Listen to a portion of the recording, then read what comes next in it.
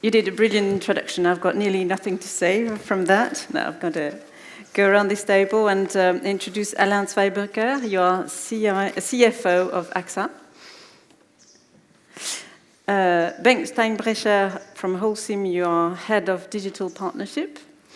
Valentin Gutknecht, you are co-founder and co-CEO of Neustark. And Guillaume, Pahud, you are Digital and Innovation at SGS. In any case, if you have any question, please wait. There will be a Q&A session at the end of the panel. So we'll start with you, Alain. If I may call you Alain, let's go straight into the questions. So may I ask you about your mission and how you operate at AXA? So as an AXA, our mission is to offer protection solution for customers. We are an international group with more than 100 million customers in all the world. In Switzerland, we are offering our solution for 2 million customers. We are a leader in insurance business on the Swiss market. And for us, it's also important to cooperate with startups to offer new services for our customers. Excellent, many thanks. Bengt, in your title, it says a lot, but not so much. Can you tell us a bit more about what's your mission?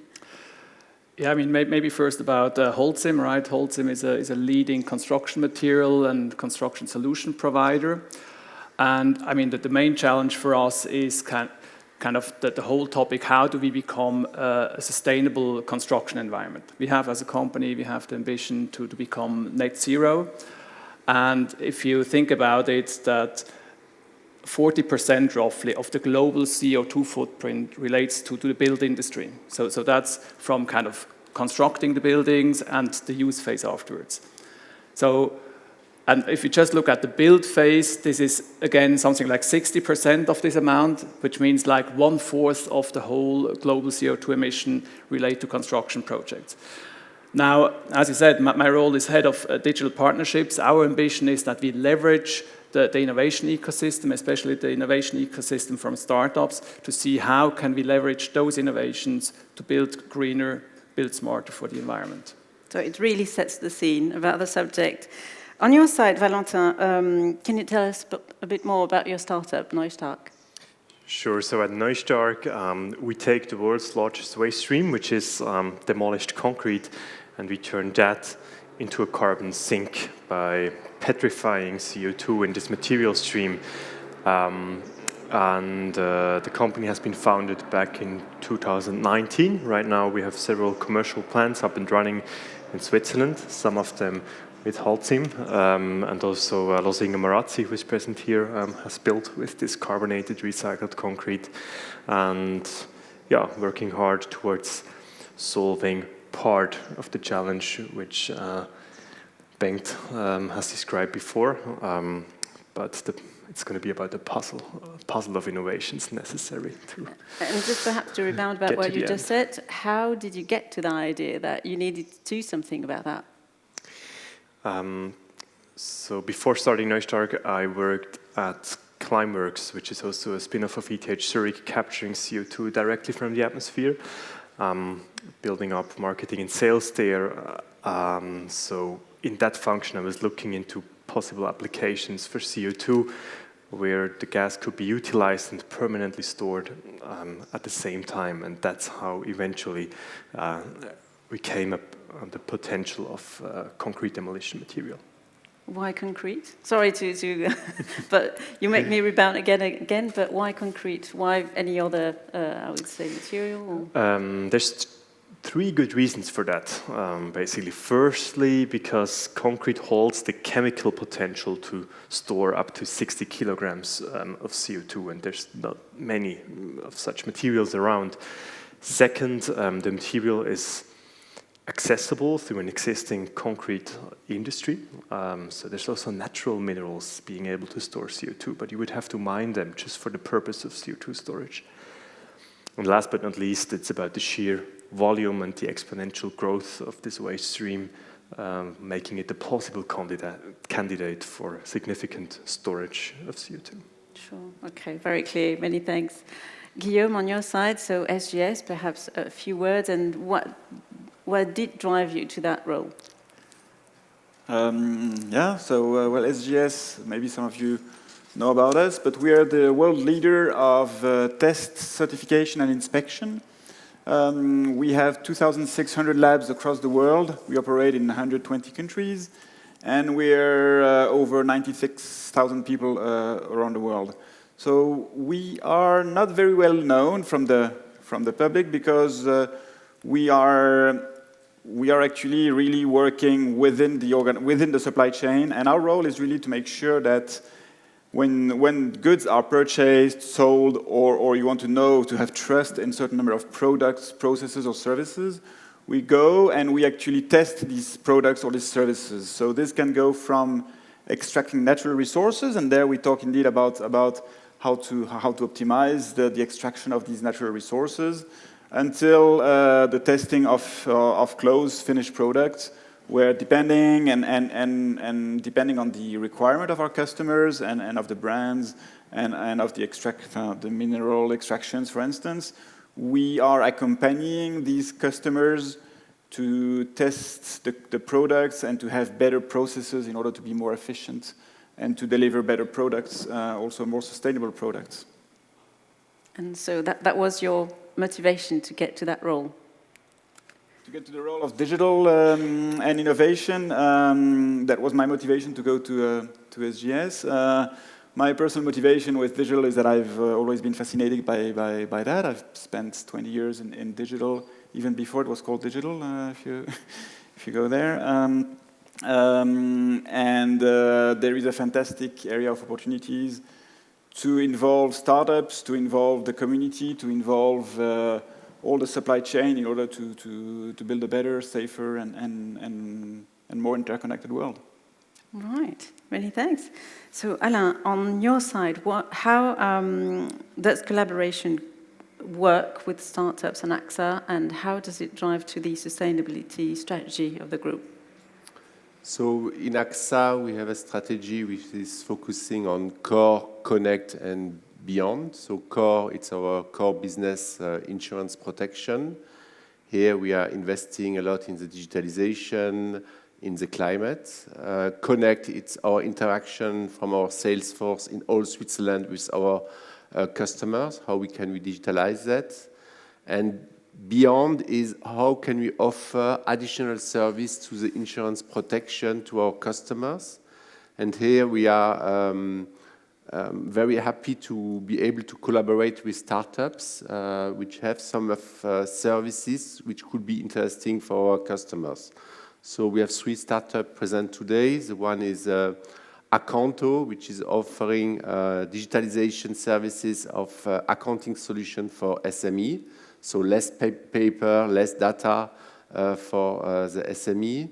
The second is on motor fleet. Here we are offering insurance solution for motor fleet, but also we are able to offer the fleet management with lower cost and less CO2 consumption. And at the end of the parking here, you have a car, and you will be able to also try one electro solution that we have here. And the third one is the Zweibrucker. And here we are offering to all our customers in the pension business, we are offering access to the Zweibrucker platform, which allows to offer French benefits for your employees, so to increasing the purchasing power for people. And I think that's also important in ESG, that you consider the social point. Indeed. Digging more into collaboration field, Bengt, what do you think a corporate could learn from a startup? I think a key element of how we can leverage startups and what we can learn with them is that we really need to make sure we work with them and with their solutions directly in the market. What we observe is that kind of the whole startup market with venture capital is rich of funds today, right? I mean, a good startup has no problem to access money, to get funds. they can attract good talent, like what we see here with Valentin. But what the startup is lacking is somehow to have a partner which helps them to test and validate their solution in the market. And this is where I think corporates like us can come in and how we can help there. Now, what we can learn in that phase is a startup is very, very much customer-centristic and is very much focusing on what is the solution actually that we contribute to the market. And is often very closer to business trends, how new business models could look like. And this is where we can learn a lot. We learn on how they work with the customer, but also how they innovate whole industries and find new business models. Indeed. So in the same range of question, what did it bring to neustark, and what was the journey? So the journey between neustark and Holcim was a stepwise, and I think that was also key to the successful collaboration as of today.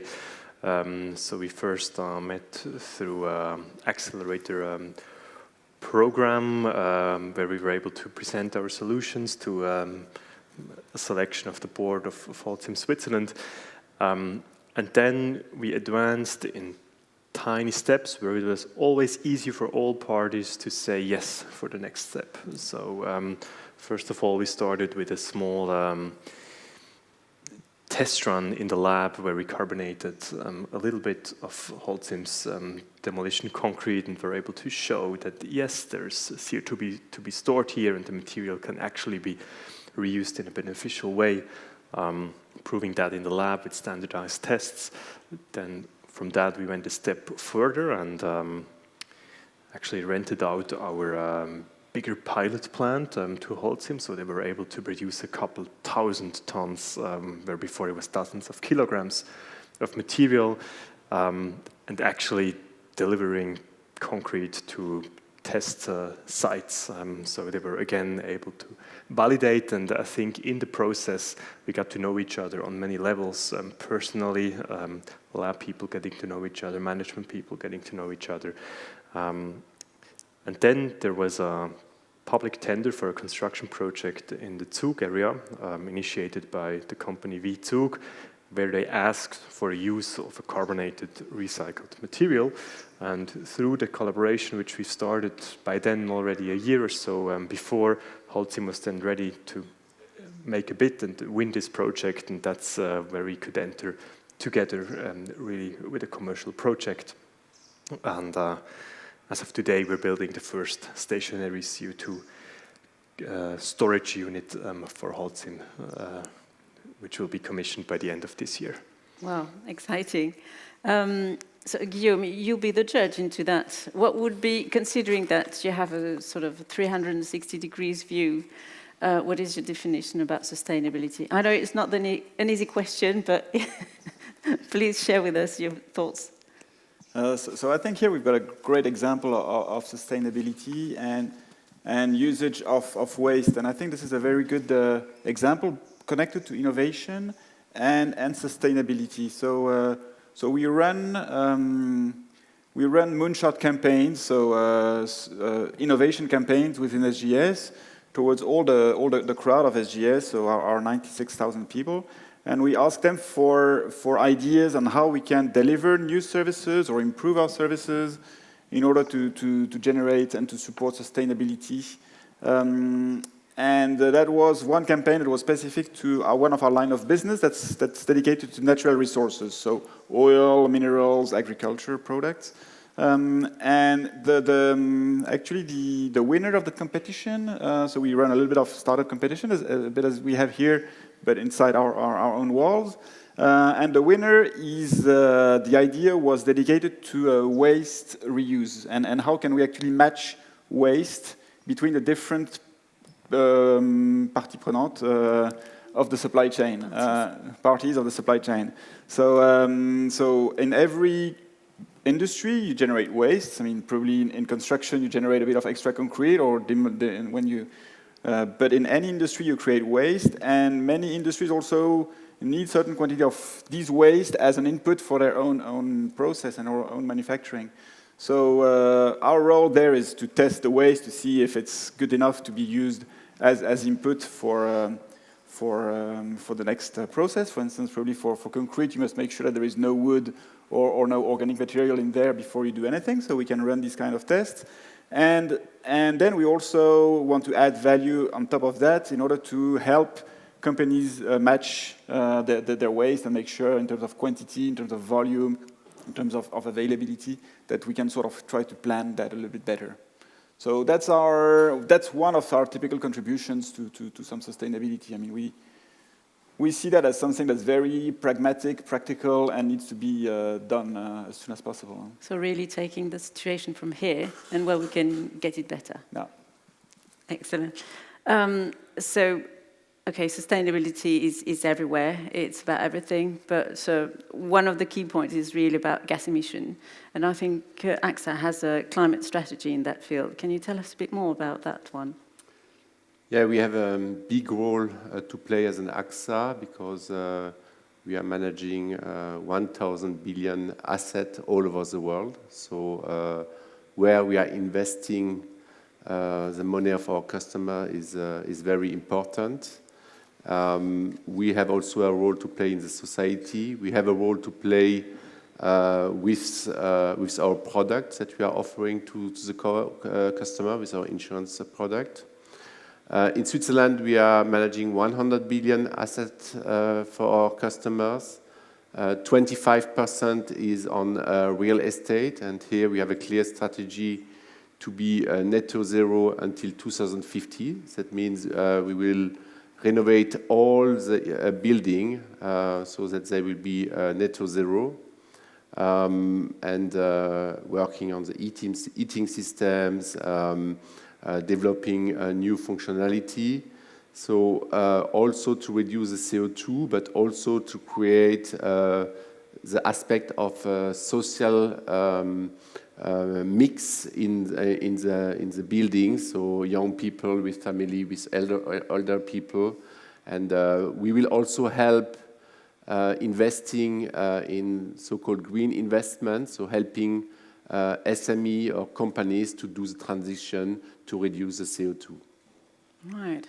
And so we see that really it's, we need to learn from any field about what's been done in the past, but what needs to be done in the future. Bengt, on your side, how do you think, who learns what? Are the corporates learning more from startups, or is it the country, or both sides, or? Well, I think that's the beauty of the whole system, of a working system in terms of open innovation. I mean, ideally, both learn. I think we shouldn't go there and judge who is now learning more from the other, or vice versa. I think for large corporate like now Holcim, our benefit is we can partner with dozens of startups across the world, right? I mean, we can work in Switzerland with Neustark, and Valentin might not like that much, but we could in Canada, we could work with another startup working on a similar technology. This enables us actually to kind of do like A/B testing, and we see what technology works better. Maybe there are technology differences, or there's maybe just differences in the market environment. So I think as a large corporate, if you have a scalable approach on how you work with startups, you can massively learn. On the other side, I mean, the startup is learning from us because they work together with us and they observe. I don't think we are teaching, or we should not try to teach something to the startups, but they will learn because they will have the opportunity to experience how does it work to collaborate with a large corporate like Holcim. What does that mean if I work with the next large corporate together? They will observe how does the market perceive my product, how does it pick it up there. So this is, I think, where the startup takes the most learning out of it. So it's you're telling a nice story about a sort of win-win situation. We hope so. And what do you think should be the setup and the operational organization of a corporate to make sure that they open-minded enough to get what they could learn from new technologies or new way of thinking?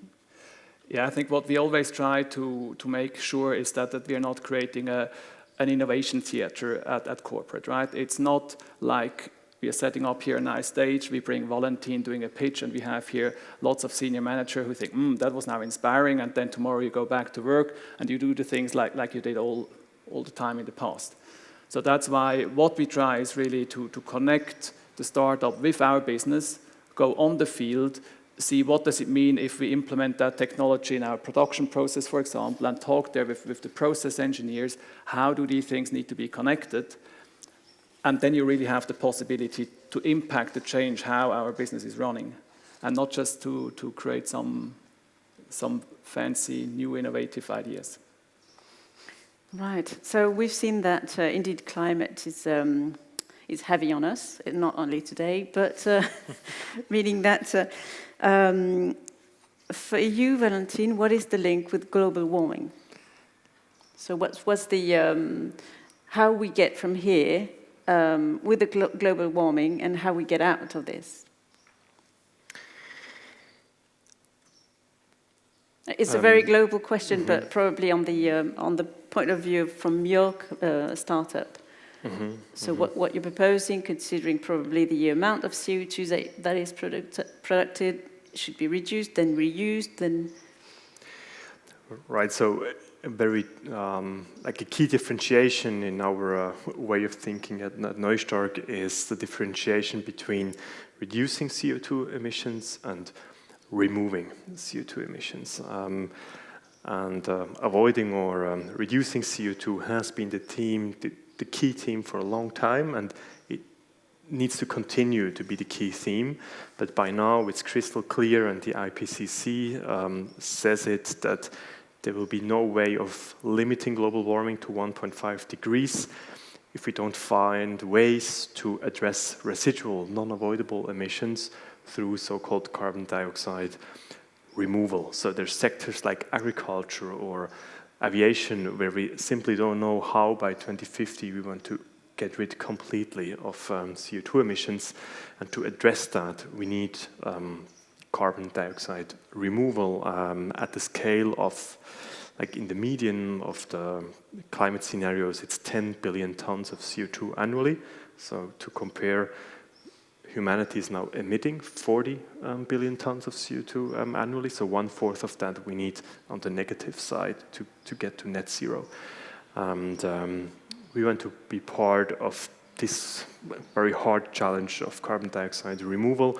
So our solution would maybe scale to a couple 100 million tons of CO2 removal per year, whereas we need 10 billion tons. So on that side, and also on the reduction side, we need to now do all and everything to get those systems up to scale, to have them ready, not only by 2050 when they pop out of the floor, but we need to start scaling and learning now to be quick enough.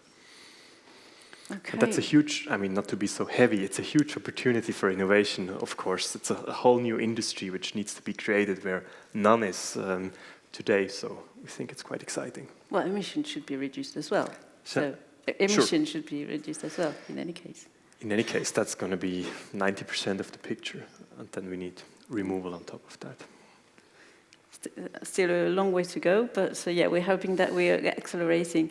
Guillaume, again, a tough question. I think you like it. I hope so, actually. So we hear here really a very sincere message. And we hear also a lot more in the press about greenwashing. So what is greenwashing? How should it be fought? Where should we start from and avoid greenwashing?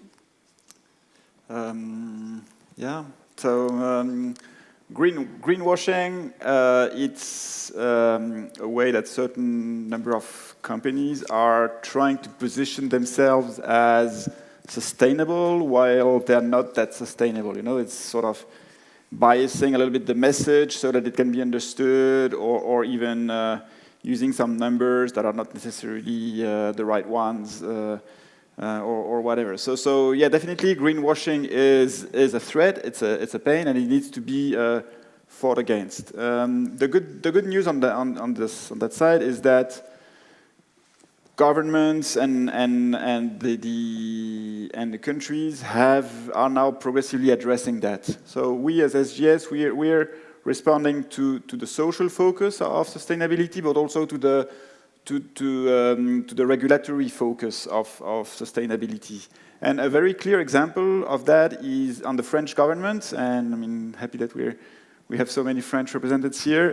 The ADEME, which is the organization for the control of energy, has in France, and for some kind of sustainability more oriented towards ecology, has created a certain number of guidelines and a procedure to avoid greenwashing. And now this is actually, you can be fined if you are trying to greenwash. So I think this is a really great movement. That doesn't. So yeah, I think that's one good way to go. It's indeed to have a regulatory control on that. We as SGS, our role there is to help companies to be compliant with these regulations. So we review the messages, we review the policy and the strategies of the companies in order to make sure that they actually comply with these regulations. But I think to avoid greenwashing, you need to have this strong message from the government, from above. Okay, definitely. So as you mentioned, French government, I think, Valentin, you have an example as well that sustainability is not exactly the same sort of definition or way of thinking between France and Switzerland. You mentioned that for your own project, didn't you? Not the same standards, I mean, in terms of measures or... Right, so what we see as a key challenge in our development, working with materials in the construction area, highly regulated field, that's exactly local standards. Switzerland is, if we're talking now about the use of recycled construction materials, I would say pretty open. You just have to guarantee performance. We have a much better understanding at this moment of Germany than of France, but there we see many hurdles to be overcome, which are simply standing or blocking the way to impact. It's a couple of lines in some local norms about things which have been proven in other countries for a very long time. And that, again, should be a hopeful message. I think it's a very low-hanging fruit to get rid of those blocking couple lines of text, and then we can really advance solutions. As if it was noise. Yeah. Sure. As if. Sorry, you wanted to add something, or? No, I mean, it's not straightforward to get rid of those blocks. Because there's tough decision processes behind them, norm processes, but at the end I hope there will be a way, and that's one road to accelerate things, and that's what we want to do. So nice to see a possibility. Sure. So Bengt, regarding international activity, considering the standards that are not the same, how do you operate with startups? For each country, do you set a goal or to make sure that they're credible or they're sincere and everything in terms of sustainability? How does it work internationally? Is it globalized? Is it harmonized? Or? No, it's to a large extent our activities are decentralized in the sense of that Holcim Switzerland has not the same objectives like Holcim Germany maybe has. So we focus there really what are the local operational needs and what are the topics that they would drive. So maybe some go more towards the circularity topics, others go more towards carbon capturing. And then it's always a bit the question, what is the best partner for them to work with? So in some cases that can be a local startup, like here with Neustark, where you have exactly those advantages that they know also the local market environment. In other cases, it's maybe less dependent, if it's just a technology and it's less dependent on kind of market regulations, you can also transfer technology and you try to find the best partner out there. So it depends a bit on the challenges. Some cases are partnerships with local startups, some are partnerships then with international startups. I think one element where we come in again from a group perspective is when you have validated the technology, now like with Neustark, how do we take that to the next level? Because obviously we don't want to limit it just to Switzerland, but we want to transfer those good practices. And this is probably in many organizations still a challenge where you have this kind of not invented here syndrome, right? Where you say, hey, look, this is a good approach here in Switzerland. How can we make it happen that also Lafarge France, Holcim France is using that, right? And this is where we do a lot of lobbying. There it is actually not about technology, but it is in the end about people. So it's more the change management process which is critical there. Yeah, and scale up, which is key as well in terms of the timeline of a startup is really very important. Exactly, and this is then also where you see how good is your startup partner, has the startup partner been able to grow together with you, right? Is it then ready when we as Holcim are ready to scale, that they are also ready to scale, and that means you need to have the right teams together, you need to have maybe the funding together to make the next step, and there are many things that you're already looking at it early enough.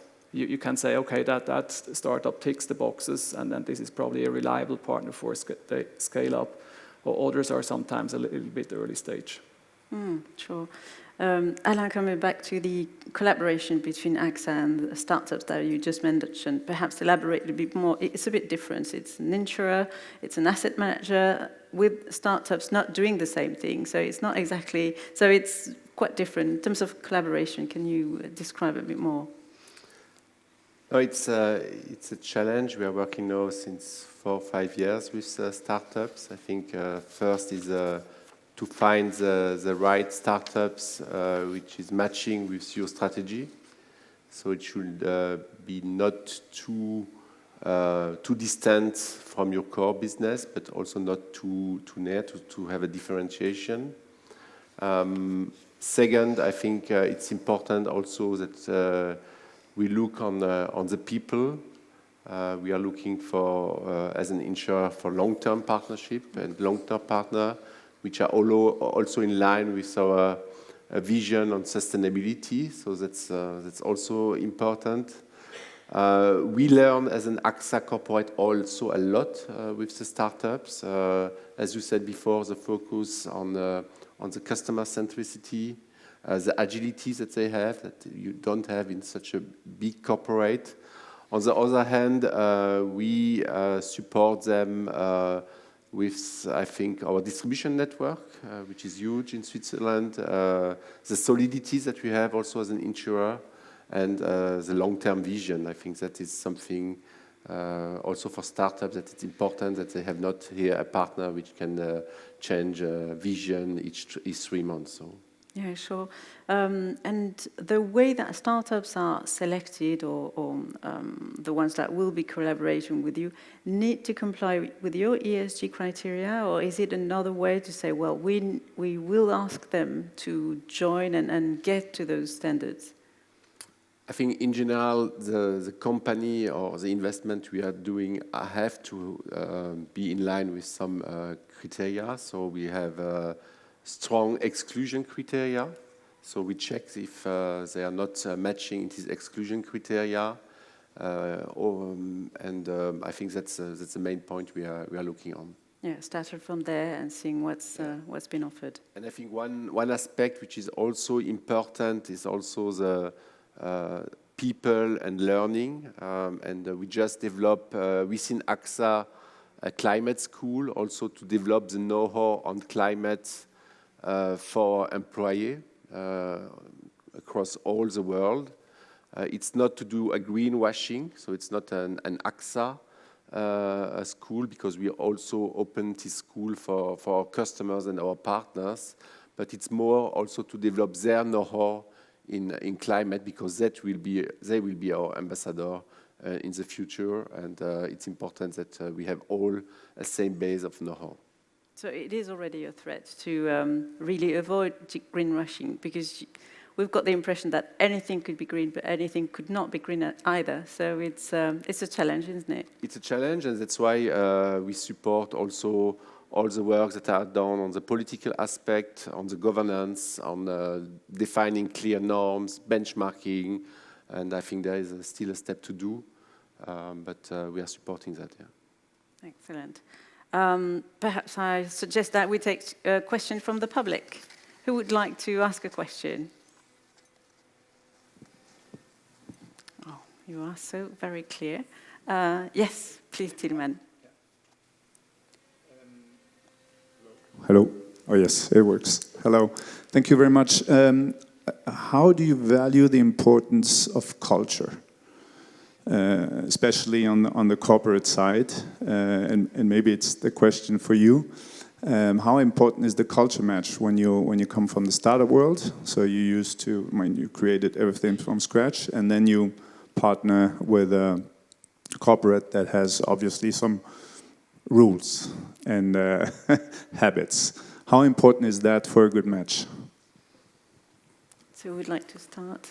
Perhaps we get one corporate, one startup, another corporate. For us, as I mentioned it before, it's really very important. It's clear at the beginning with corporate, we come with the business case, challenging the business case of the startup, so the classical way.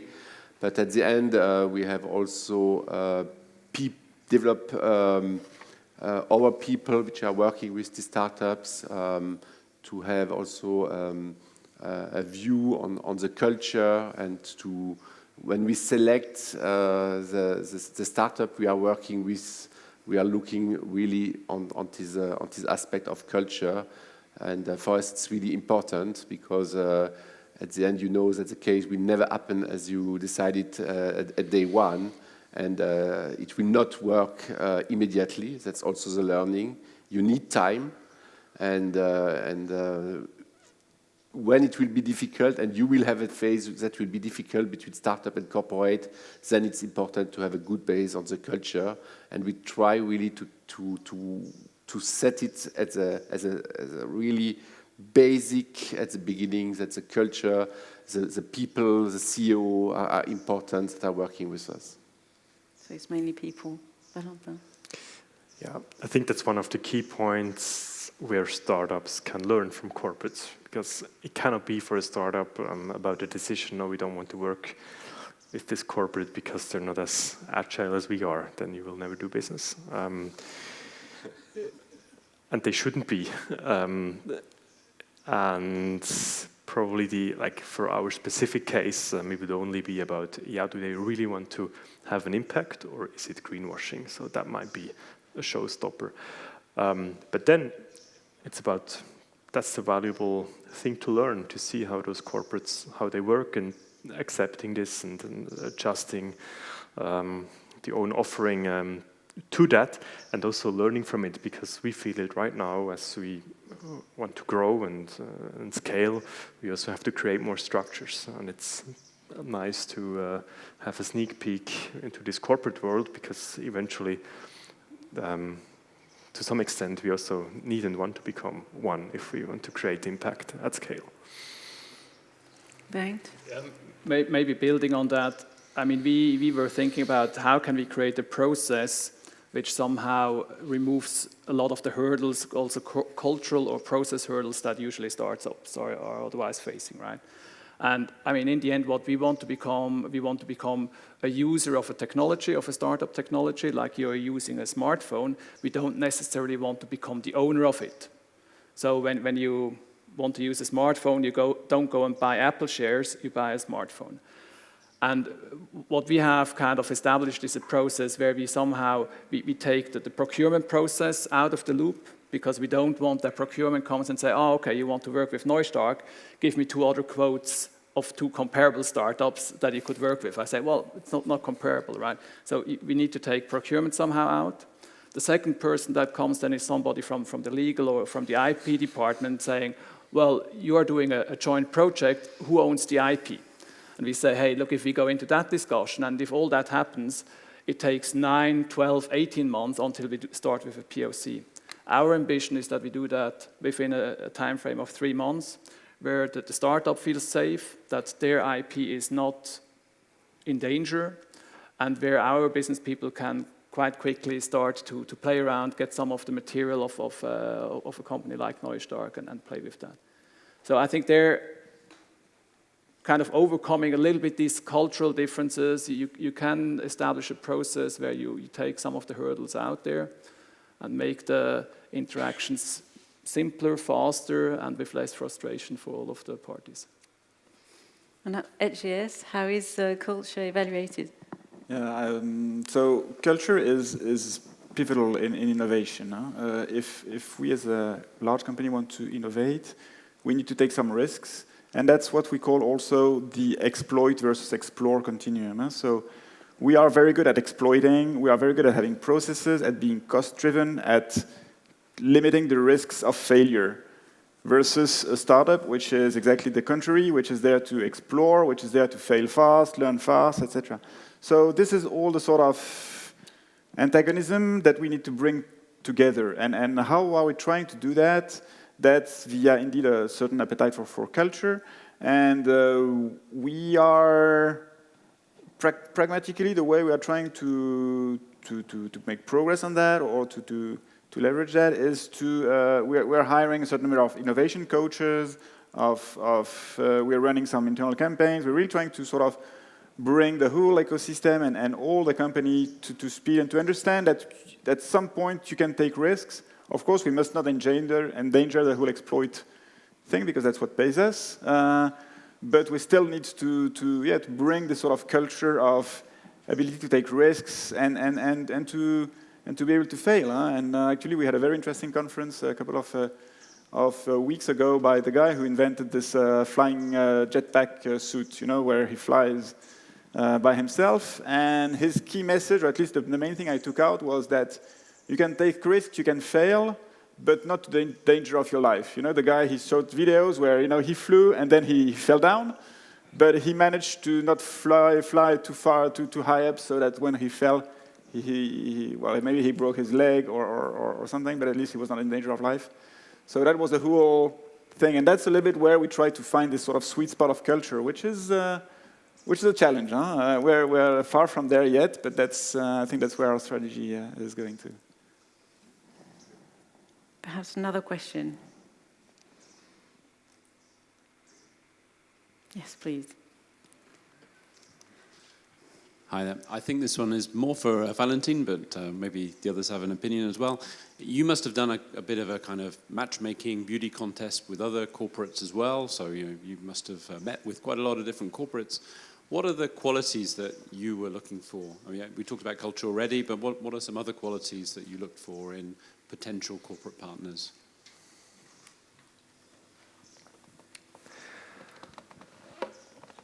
So, it's a good one. Never thought about it explicitly. Spontaneously, I would say it's about the direct touch point, the partner, the human at the other end. And when you feel that this clicks, it gives a lot of confidence that you will overcome the hurdles, which will be there at some point. That's clear. So I would say that's one thing. The other one for us is clearly, is there a true ambition to really scale a sustainable solution, or is it about creating a nice innovation theater, as Bengt mentioned before? Are they serious in scaling this up? And that's also then the reason for us why to rather work with corporate and not to use this time and to work with a more independent local building materials producer. There are a lot of also independent ones with which we also work, but there it's more dynamic, of course. You talk to the owner, and then with corporates you have this road towards scaling, and them being sincere about that, I think, for us is key. So it's really to have the key person to talk to, then perhaps to have a corporate that would not deal on IP management and legal framework. So it's really on both ways, isn't it? Sure, and I mean, one interesting observation out of Valentin's answer is you didn't mention that kind of funding of a corporate would have been important now for you, right? Absolutely not, and I think it's mixing two completely different things. I mean, it can go together for some specific good reason, but generally there's no reason why the user should be the investor. At the same time, it's different kinds of relationships. Yeah, it's a common share idea that it needs to be the investor as well. Sure, no, definitely.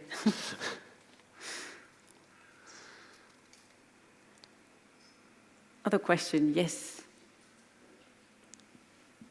Thank you. Maybe a question more for Guillaume or Alain. Is there some specific patterns or maybe some specific tricks or advice that you could give to French startup wanting to work with Swiss companies or vice versa?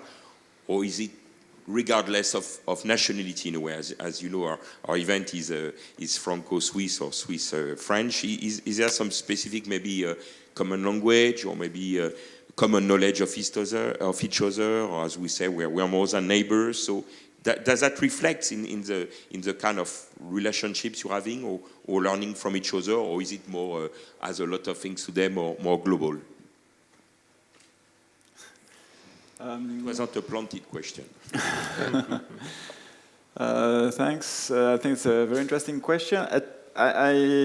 I'm half French, half Swiss, you know, so I can say bad things about both. I'm concerned by both. I think the image of France has changed in the last couple of years. Now it's, and you know, this very strong message of Macron about the startup nation and so on, and pushing this sort of more innovative way of thinking and developing that. I think this is definitely something that changes the perception of companies and of international companies. I know that traditionally France is seen as a little bit red tape and a little bit conservative when it comes to that kind of innovation. And I think they're creative, but innovation is different from creativity. Innovation is making business, is using creativity to make business. I think France is very good at creativity, but maybe a little bit less at making business out of it. But we do see a change in there. So I think this is more really. I think there is really a good, a positive mindset and a positive progress there. So I do think that there is a very good opportunity there. Now, tips and tricks. I don't see a very specific difference for French companies more than others. Maybe I can think a little bit if you want to say a few words, Alain, in the meantime. But I think for me it's not so important from where the startups are coming. It's more, as I said, the mindset, the openness also to work with the corporate, and also what we try each time is to also integrate people from us which are working together to integrate also in one solution for our customers. So that's more the mindset. After, as AXA, I would say there's a trick, be sure that you are well insured before you start on the Swiss market and go to a French speaker insurer. But no, I think it's really what is helping maybe is also if they have a track record in France and want to leverage it in some other countries, and it could be also interesting to be interaction with corporates which are also present internationally, because that will enable them to leverage that. So perhaps the last word about sustainability. We've spoken a lot about collaboration between the startups and the corporates. It's a lot about credibility, isn't it? So I would like perhaps each to say a final word about sustainability. How are we going to get there? Guillaume, would you like to start? Yeah, well, sustainability is, I mean, for us, it is a mindset, but it's also a business. And we shouldn't be shy about that. So we are developing sustainable solution. That's how to help the industry be more sustainable. And we see lots of regulatory controls that come, like, for instance, reducing the level of sulfur in the fuel that's being used by the boats. So when this regulation came, we had to create some innovative solutions in order to see what are the impacts of this reduction of sulfur in the boats. Tanker and oil. How do we actually test that? And here I think we're really open to new services, to thinking differently, And I think we can really sort of collaborate there smartly because we know about these regulations, we know about these constraints, but we don't necessarily have a solution. Sometimes startups come up with solutions, but they, especially in the early stage, it's difficult sometimes to have the good solution fit. And I think this is really where we can help today, because there is really a major change now towards a sustainable world. We believe that sustainability criteria will become also a very strong part of the valuation of companies. Maybe even, I don't know if we will soon collect taxes on the level of emission as much as you do on benefits, I don't know. But definitely there is a major change in society and we need to bring up some new solutions for that. So really happy to listen to what solutions they can be around. Huh? Valentin? So we work in the field of carbon dioxide removal. This field needs to be scaled to 10 billion tons of CO2 by 2050. I personally think that startup corporate collaboration is the only way we can get there, where the startup brings in the creativity, the novel solution, and the corporate brings the scale which we need. No time to waste. Bengt, your word? Yeah, I think, there are so many technologies out there, kind of sometimes a little bit at early stage or lab stage or so. But if we are just leveraging the technology which is there, I think we can make a big impact. And I think that the point is now time is running. And as Valentin says, we should now not look out what is out there which could maybe help us in 10 years, in 15 years, but let's pick those solutions which are already ready and take then, at least in the case of Holcim, the responsibility of an industrial company and make that happen in the market and scale. And I think that's all that we can do, but it's maybe also all that we must do to make a difference. And improve the ESG score. Yeah. Alain? From my side, we have to accelerate clearly, because if the warming will be too high, we will not be able to insure more the people, and so it's time to accelerate, to be aware about all of our investments, to help also the company which wants to go to a CO2 reduction, and to help them also in the transition. Sure, transition also is a key word. Well, this was it. I think we've got lots and lots of ideas and key messages. So yeah, thank you very much for your attention.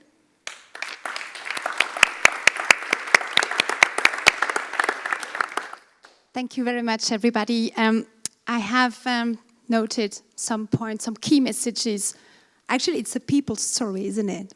I think that's one of the key messages. The user is not the investor. That's why you startups are going to pitch today. That's the aim of our event. And startups and corporate collaboration is the key to achieve sustainable goals quickly. So thank you very much for that. Thank you very much, Isabelle. Thanks to all our speakers. Please applause.